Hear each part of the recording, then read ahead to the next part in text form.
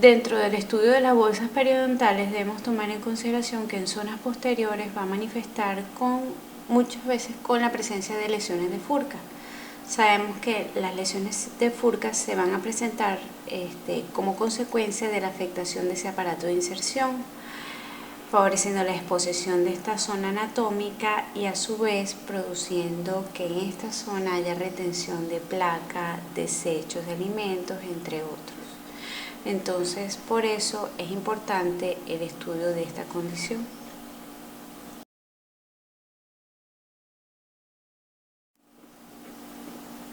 Entonces, iniciamos describiendo qué va a ser la zona de furca o qué es la furca. La furca va a ser el área anatómica de un diente multiradicular donde las raíces divergen. Esta condición anatómica puede variar dependiendo del número de raíces. En ellas puede haber bifurcación si hay 2 raíces o trifurcación si en ellas hay 3 raíces.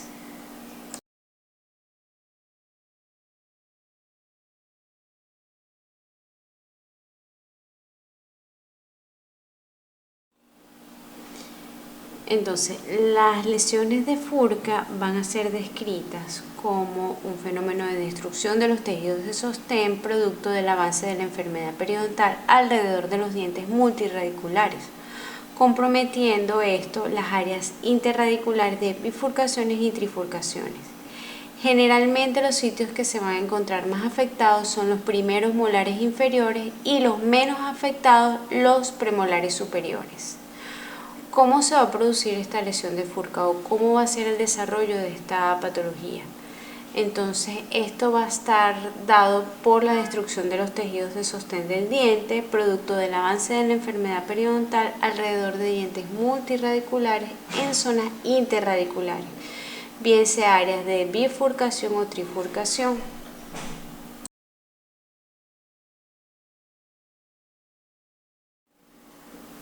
Para comprender un poco más estas lesiones de furca debemos describir brevemente los componentes anatómicos que en ella vamos a encontrar.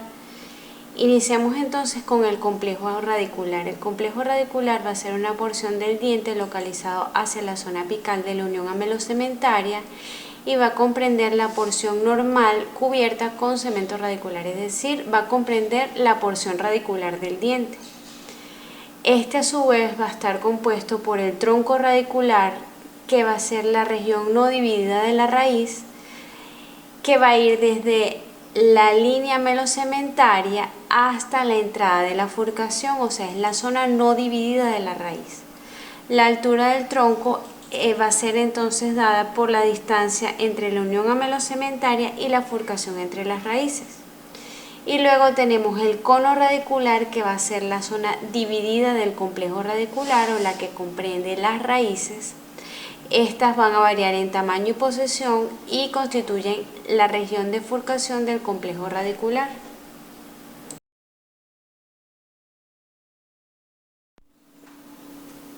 Seguimos con la terminología, entonces sabemos que furca va a ser el área localizada entre cada cono radicular. La entrada de la furca es el área de transición entre la porción radicular dividida y no dividida, y el fornix de la furca es el techo de la furcación.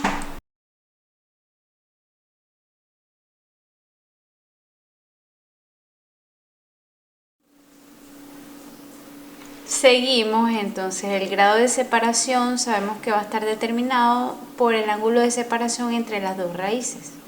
La divergencia va a ser la distancia entre las 2 raíces, puede aumentar en dirección apical, y el coeficiente de separación va a ser la longitud de los conos en relación con la longitud del complejo radicular.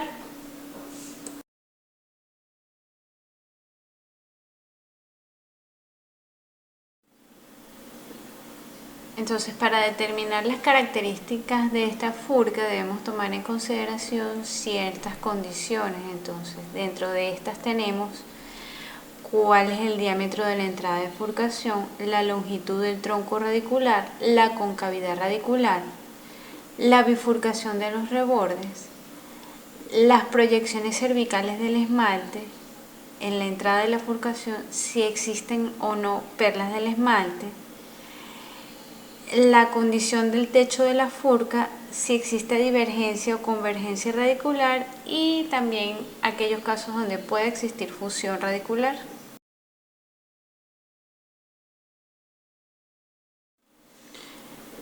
Entonces, los factores anatómicos a considerar van a ser el complejo radicular o el complejo de la raíz, que es la porción de la raíz apical a la unión cemento-esmalte, el tronco radicular, que sabemos que es la porción no dividida de la raíz, y el cono de la raíz, que es el complejo que comprende las raíces por debajo de la furca.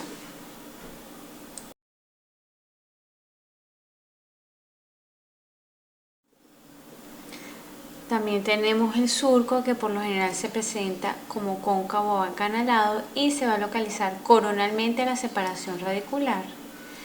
Tenemos también el grado de separación, que es el ángulo de separación entre las raíces, y la divergencia, que va a ser también la distancia entre las dos raíces.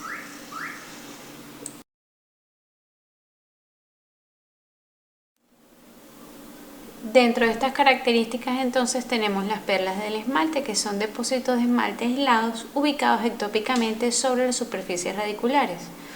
Por lo general, cuando estas están presentes, van a estar en la superficie mesial y distal de molares maxilares, ¿ok? ¿Por qué es importante tomar en consideración la presencia de perlas en el esmalte? Porque recuerden que en esmalte nunca va a haber anclaje de las fibras que comprenden el periodonto. ¿Por qué? Porque el periodonto tiene su retención es a nivel del cemento radicular, no en esmalte. Entonces, estas perlas nos van a limitar la adherencia de ese periodonto en esa zona, y por tanto pueden favorecer la aparición de bolsas periodontales que puedan comprometer, en este caso, la furca.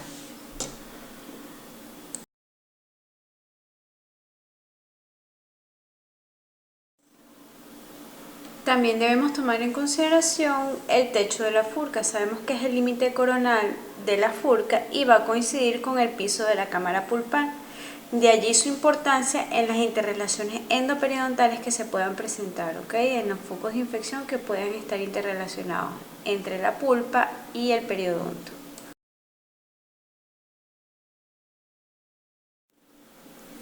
También tenemos la divergencia y convergencia radicular.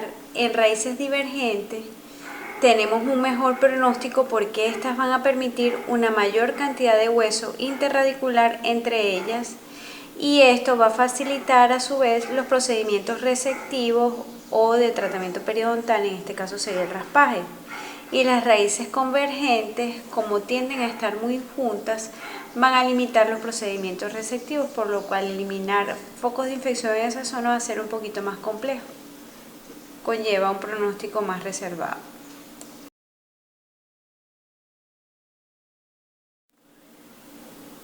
También tenemos las fusiones radiculares, que son consideradas anomalías de desarrollo con influencia genética relacionado con el orden y cronología de la erupción.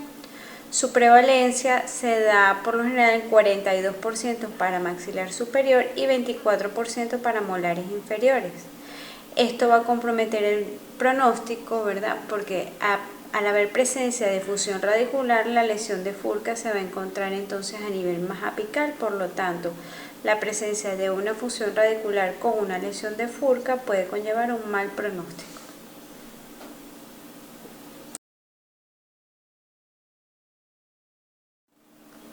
En cuanto a los factores etiológicos que conllevan a la aparición de lesiones de furca, tenemos que el factor etiológico primario va a ser la presencia de biopelícula. En cuanto a los factores predisponentes, ¿ok?, tenemos el cálculo dental, las condiciones anatómicas, las restauraciones desadaptadas y sobrecontorneadas, es decir, aquellas condiciones que pueden favorecer la retención de placa.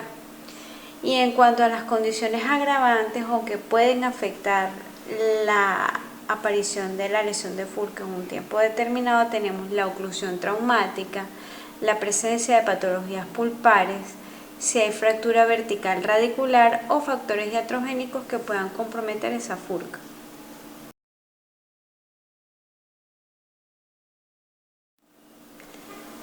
Tenemos entonces como factor etiológico primario la biopelícula, el cual al encontrarse en un nicho ecológico ideal en la zona de bifurcación, va a favorecer la evolución de la lesión.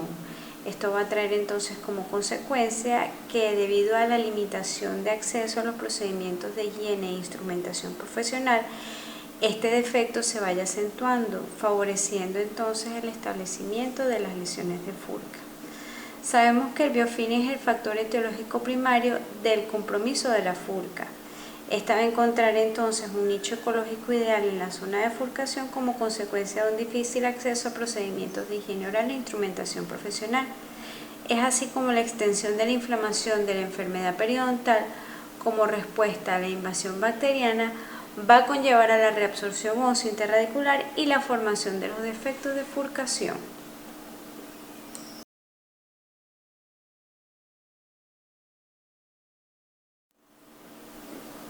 También tenemos como factor etiológico predisponente el cálculo dental, que por sí solo no va a generar la enfermedad periodontal. Debemos considerar que su rugosidad superficial es lo que va a favorecer el acúmulo de placa bacteriana, conllevando a acentuar los defectos de bifurcación.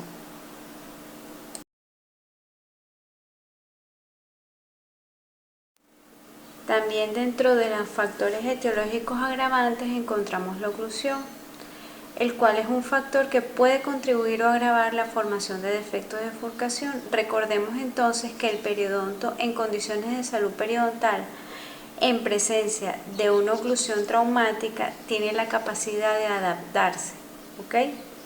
Pero si nosotros estamos en presencia de una enfermedad periodontal que está activa, ese periodonto, por tener la homeostasis alterada, ¿verdad? Recordemos que el patrón destructivo en este caso está más marcado. Su respuesta ante una oclusión traumática no va a ser de adaptación, sino que el patrón va a ser destructivo. Esto justifica entonces que la oclusión pueda agravar las lesiones de Furca en presencia de enfermedad periodontal activa.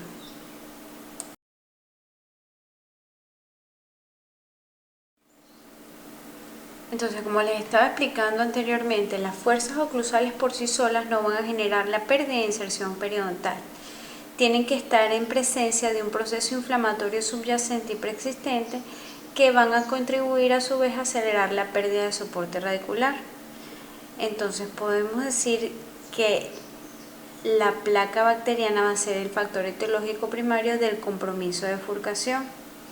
Esta va a encontrar un nicho ecológico ideal en la zona de bifurcación como consecuencia de un difícil acceso a procedimientos de higiene oral e instrumentación profesional. Es así como la extensión de la inflamación de la enfermedad periodontal como respuesta a la invasión bacteriana lleva a la reabsorción ósea interradicular y a la formación de defectos de bifurcación.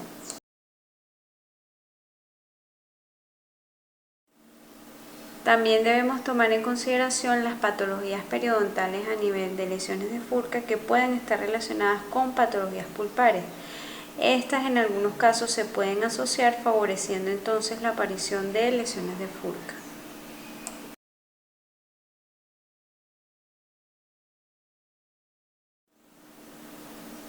Dentro de estas lesiones endoperidontales tenemos aquellas que pueden estar dadas por los conductos pulpares accesorios.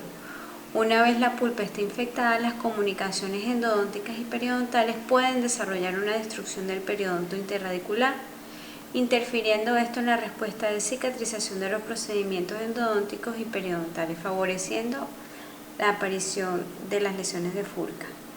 El acondicionamiento químico en el área de Furca podría alterar la integridad de la pulpa también. Entonces podemos ver que la interrelación entre las lesiones endodónticas y periodontales puede ser bidireccional.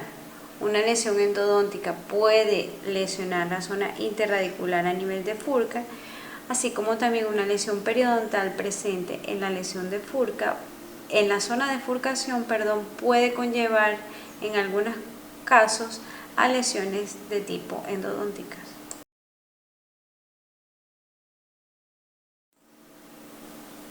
Por supuesto, también tenemos que tomar en consideración las lesiones dadas por fractura. Entonces, las fracturas verticales van a estar asociadas con una rápida pérdida ósea o alveolar localizada. Si la fractura se extiende en el área de Furca, esto puede resultar en defectos o compromisos en las mismas.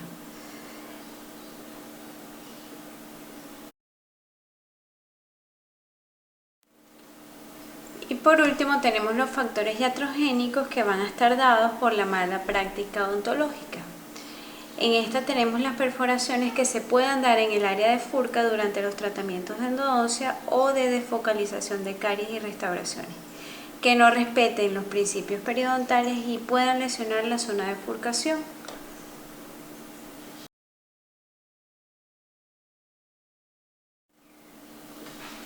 Entonces, para nosotros poder establecer todos esos factores que puedan estar relacionados con la aparición de la lesión de Furca, debemos tomar en consideración que un correcto examen clínico y un análisis radiográfico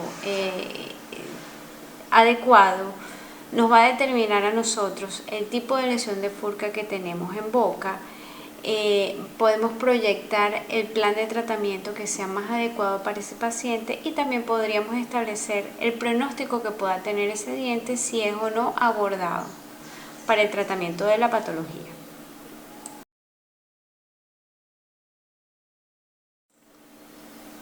Entonces, ¿cómo vamos a establecer este diagnóstico? A través del examen clínico por medio del sondaje. Sabemos que en molares superiores la entrada mesial de la Furca se va a ubicar hacia palatino y se sondea hacia palatino. Y la entrada distal va a estar ubicada a la mitad del camino entre la superficie vestibular y palatina y se puede sondear de vestibular a palatino. Y en molares inferiores la entrada de la Furca puede ser sondeada por vestibular y por lingual.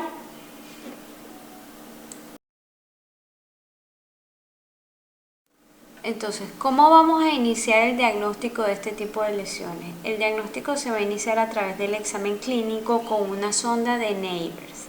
Esta es una sonda que va a estar adaptada a la zona de bifurcación y dependiendo de la unidad dentaria que nosotros vayamos a diagnosticar, va a tener una zona de entrada a la Furca. Sabemos entonces que molares inferiores va a estar dado por la zona media del diente en sentido mesiodistal, bien sea por vestibular o por lingual, como lo indica la gráfica.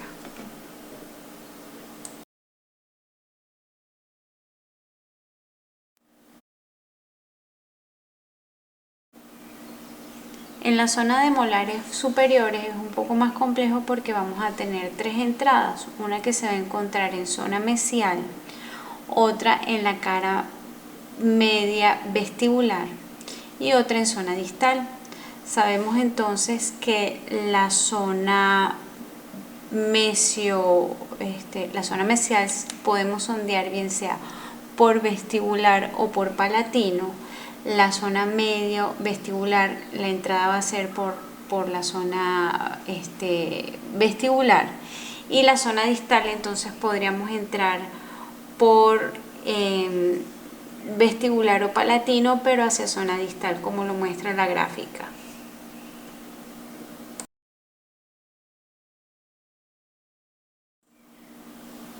Para complementar el diagnóstico también tenemos que tomar en consideración el examen radiográfico. Este va a estar dado por radiografías periapicales o de aleta de mordida. No se recomiendan las panorámicas porque en ellas no podemos definir la extensión de la lesión.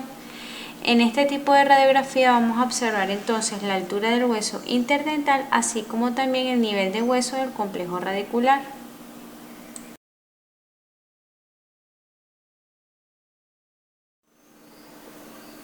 Entonces, en el diagnóstico de las lesiones de Furca sabemos que estas, dependiendo de su condición, pueden ser clasificadas en sentido horizontal o vertical. Las que se definen en sentido horizontal fueron descritas por Hammy Newman en el 75, en la cual la clase 1 presenta una pérdida de soporte que no excede 1/3 del ancho del diente, como lo describe la gráfica. En esta podemos encontrar un buen pronóstico. Tenemos la clase 2 en la cual se da una pérdida de soporte que excede 1/3 del ancho del diente, pero no va a abarcar esta zona en su totalidad. También puede conllevar un buen pronóstico si es tratada a tiempo. Y la clase 3 describe entonces una destrucción periodontal de lado a lado de los tejidos periodontales en el área de furcación, es decir, que está comprometida toda la zona de furcación, conllevando esto a un mal pronóstico dependiendo de la dimensión de la lesión.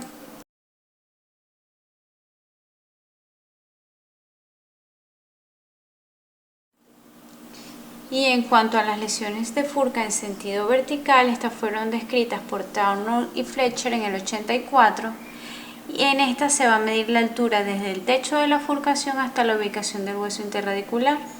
La subclase A va a ir de 0 a 3 milímetros de pérdida de altura, lo que nos puede conllevar un buen pronóstico porque su manejo puede ser un poco más sencillo.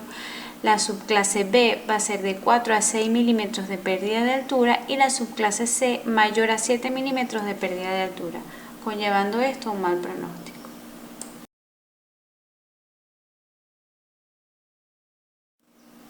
Entonces, para establecer un correcto plan de tratamiento, sabemos que un diagnóstico acertado nos va a producir un tratamiento que va a buscar ser efectivo. Sabemos que entonces este tipo de tratamiento va a ser mucho mejor en dientes unirradiculares porque no hay furca. Estos tratamientos deben buscar la supervivencia en molares, a pesar de que tengan establecidas ya las lesiones de furca, y sabemos que la furca per se no va a afectar el pronóstico, sino el abordaje que se puede realizar para mantener este diente en boca.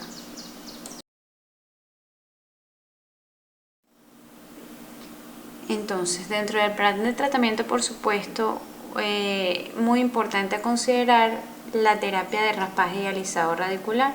Sabemos que esta va a buscar la remoción de biopelícula subgingival y el cálculo a nivel de la zona de furcación. Esto a expensas de una desorganización mecánica de esa placa, de esa biopelícula, favoreciendo entonces la desinfección de la zona. Va a buscar entonces la remoción de los depósitos blandos y duros, y todo esto, su éxito va a depender mucho de la experiencia del operador. Debe tener una comprobada eficiencia en el uso de los instrumentos manual y ultrasónicos. Digamos que la utilización de estos instrumentos ultrasónicos no va a ser muy eficiente en terapias de furcación a campo cerrado. ¿Por qué? Porque el campo visual va a estar muy limitado. El campo abierto es un tratamiento alternativo a lesiones de furcación que están mucho más marcadas porque hay visibilidad por la presencia de un colgajo que facilite el acceso a la zona. Y según la profundidad de la bolsa se puede proponer el tipo de cirugía a realizar. Puede ser un colgajo modificado de Whitman, colgajo a bisel interno o colgajo mucoperióstico.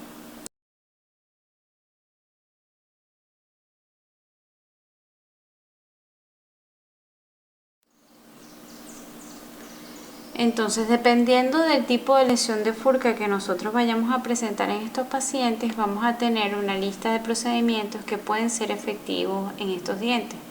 Entonces, si la lesión de furca es grado 1, este tipo de lesiones puede ser perfectamente manejado por un odontólogo general. En esto se pueden hacer raspaje y alisado radicular a campo cerrado, si la lesión es grado 1. En algunos casos a campo abierto también se podría hacer una plastia de la furca para favorecer que en la zona haya cicatrización expensa de un epitelio largo de unión, para cerrar la entrada de la furca, o una odontoplastia.